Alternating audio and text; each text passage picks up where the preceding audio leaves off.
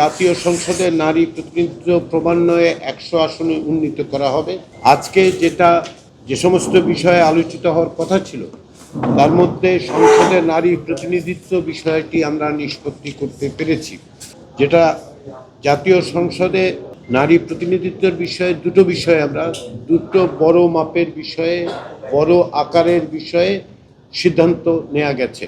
এর প্রথমটি হচ্ছে যে জাতীয় সংসদে নারী প্রতিনিধিত্ব ক্রমান্বয়ে 100 আসনে উন্নীত করা হবে। এ বিষয়ে প্রায় সকল দল একমত। দু একটি দল এ বিষয়ে তাদের নোট অফ ডিসেন্ট দিয়েছে।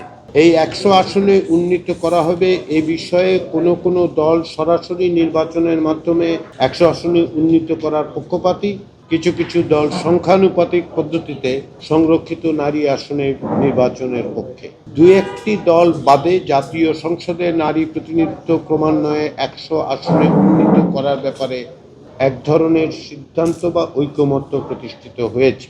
এর বাইরে অবিলম্বে আশু পদক্ষেপ হিসেবে নারী প্রতিনিধিত্ব যাতে বৃদ্ধি করা যায় সেজন্য কতকগুলো বিষয়ে কিছু দলের নোট অফ ডিসেন্ট সত্ত্বেও আমরা সিদ্ধান্ত গ্রহণ করতে পেরেছি।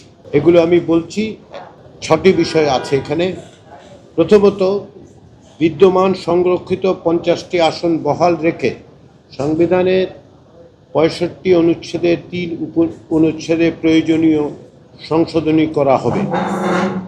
দ্বিতীয়, জুলাই জাতীয় সনদ স্বাক্ষরের পরবর্তী সাধারণ নির্বাচনে প্রত্যেক রাজনৈতিক দলকে বিদ্যমান 300 সংসদীয় আসনের জন্য প্রার্থী মনোনয়নের ক্ষেত্রে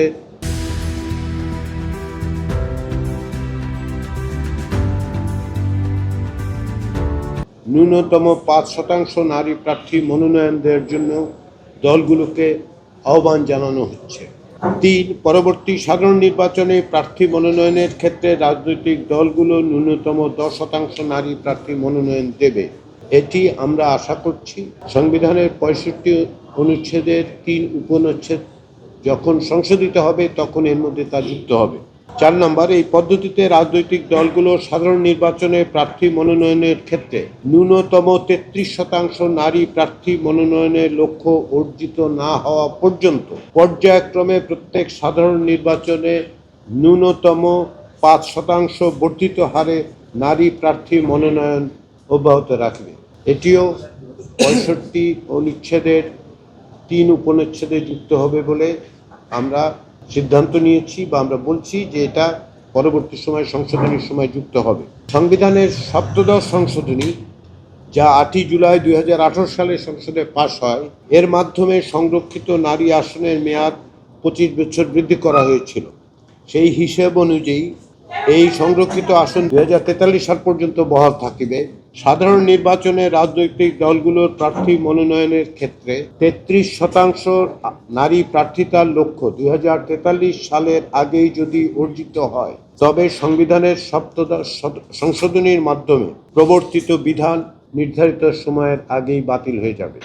এটি যেহেতু এখন 65-3-এ যুক্ত আছে, আমরা বলছি যে এটা 33% উপনীত হলে তারপরে এখন যে পদ্ধতিতে সংরক্ষণ আছে সেটা আর থাকবে না।